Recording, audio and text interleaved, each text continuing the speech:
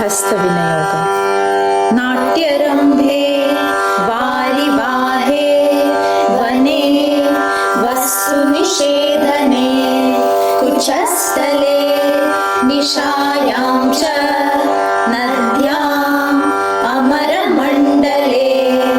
तुरङ्गे खण्डने वायो शयने गमनोत्तमे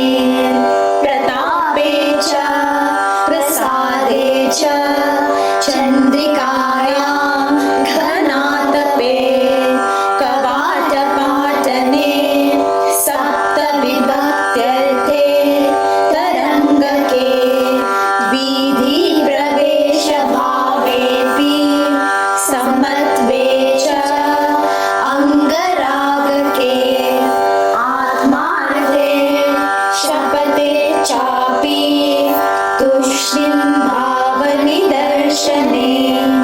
तालपत्रे च खेटे च द्रव्यादिस्पर्शने तथा आशीर्वादक्रियायां च